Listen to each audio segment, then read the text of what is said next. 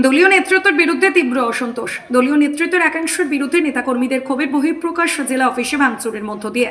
শ্রীরামপুর বিধানসভার কংগ্রেস কর্মীদের অভিযোগ, জেলা সভাপতি রাজ্য নেতৃত্বকে ভুল বুঝিয়ে জেলার অধিকাংশ বিধানসভায় অযোগ্যদের মনোনীত করেছে। তার বিরুদ্ধে আমাদের প্রতিবাদ।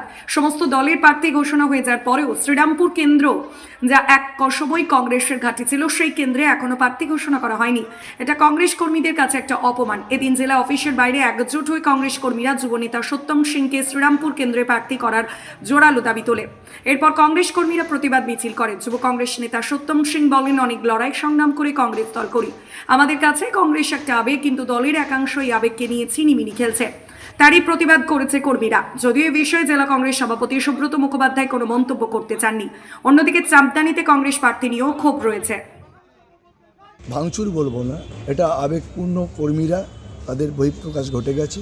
কারণ যেভাবে আজকে জেলাতে অধিকাংশ কেন্দ্রে শোনা যাচ্ছে টাকার বিনিময়ে প্রার্থী চয়ন হয়েছে, তার বিরুদ্ধে যারা আমরা রোদ জল বৃষ্টিতে উপেক্ষা করে দলটা করে থাকি, আপনারা সকলেই জানেন, শ্রীরামপুর শহরে তাদেরকে কোনো রকম সুযোগে না দিয়ে যে সমস্ত অধিকাংশ ক্ষেত্রে যাদের বিরুদ্ধে বিভিন্ন অভিযোগ উঠেছে, সেই সমস্ত লোকদের কিসের বিনিময়ে টিকিট দেওয়া হয়েছে, প্রার্থী করা হয়েছে, তা আমরা জানি না।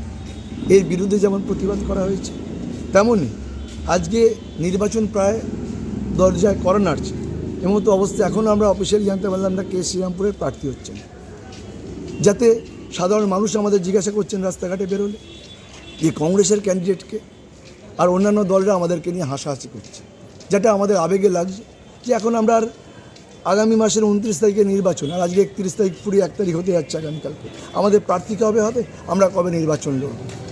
অন্যদিকে সত্যম সিংয়ের মতো যুব কংগ্রেসের তরুণ প্রজন্ম, যারা জেলা জুড়ে যুব কংগ্রেসকে বাঁচিয়ে রেখেছে, রাহুল গান্ধীর আদর্শে যারা অনুপ্রাণিত, যেই সত্যম সিংকে জানি না কী কারণে টিকিট দেওয়া হলো না, তার বিরুদ্ধেও কিন্তু প্রতিবাদ হয়েছে। আর যেটা আপনি বললেন, ওইখান থেকে শোনা গেছে কেউ হিন্দিভাষীদের উদ্দেশ্যে কোনো কটূক্তি করেছে, যার ফলে হেড অফ দ্য মুভমেন্টে একটা তর্ক বিতর্ক হয়, সেখান থেকে পক্ষই একটা ঠেলাঠেলি। যাই হোক, বলতে কারা কারা ছিল, ঠিক আছে, যারা ছিলেন বসে তারা আছে। কোন পক্ষ, কোন পক্ষ ভাঙচুরটা কারা করেছে? দেখুন, ভাঙচুর বলতে আমি আবারও বলছি, ভাঙচুর কিন্তু ওখানে অনেক লোক ছিল, কে করেছে তারা বলতে পারবে। কারণ আমরা যারা করেছি আমাদের কেউ ভাঙচুর দেখাতে পারবে।